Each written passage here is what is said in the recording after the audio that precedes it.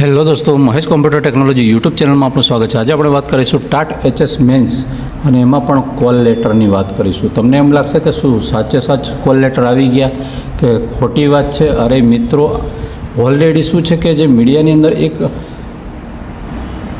અફવા ફેલાઈ રહી છે, બરાબર। જે ઇન્સ્ટા છે, યુટ્યુબ છે, ઘણી જગ્યાએ મેં 2-4 જગ્યાએ જોયું, એટલે પછી મેં કે જે એક્ઝામ છે એ લગભગ આગળ જવાની છે, આ જે તે પરીક્ષા જે ત્યારે નથી લેવાની। તો આપણે એવું તો નથી માની બેસતા કે ત્યારે નથી લેવાની, બરાબર।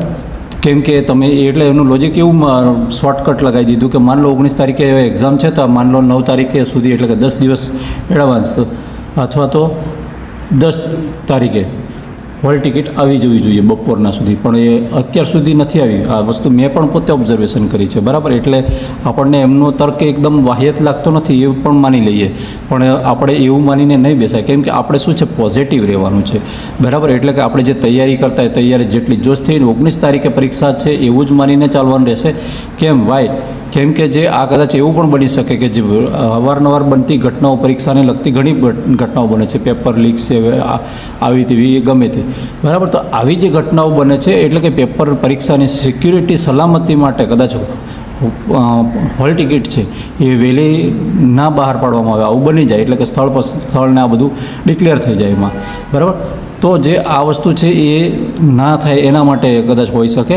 અને કેવું છે કે લાસ્ટ ટાઈમ કદાચ LRDનું તમે દેખ્યું હશે તો હોલ ટિકિટ છે 4-5 દિવસ આગળ જ આવી હતી, બરાબર। એમાં પણ 10 દિવસ કે એટલો બધો સમય નહોતો દીધો। પહેલાંના તો કેવું હતું, 1 મહિના દઈ દેતા, 15 દિવસ દઈ દેતા, 10 દિવસ કર્યા, અત્યારે 4-5 દિવસ, કેમ કે જે પરિસ્થિતિ છે એના અનુસંધાનમાં નો ડાઉટ લેટ પણ હોઈ શકે। એટલે બહુ દેખવા જઈએ તો 13 તારીખ ગણી નાખો યા 14 તારીખ ગણી નાખો, બપોર સુધીમાં 2 વાગ્યામાં હોલ ટિકિટ આવી જશે ને આવી જશે। ઓકે મિત્રો, એટલે કોઈ પણ પેનિક કે આમ મન દુખાવાની જરૂર નથી, કેમ કે મેસેજ એવો છે કે આમ મનમાં આગ લાગી જાય, હાર્ટ બ્રેક થઈ, આપણા આમ હૃદયમાં દુઃખ થઈ જાય, એવો બધો મેસેજ છે।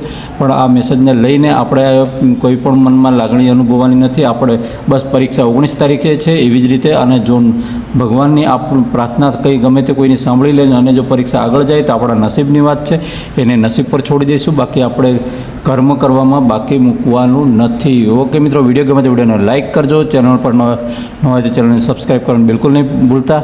ફરી મળીશું આવી જ માહિતી સાથે, ત્યાં સુધી રજા આપો। જય હિન્દ।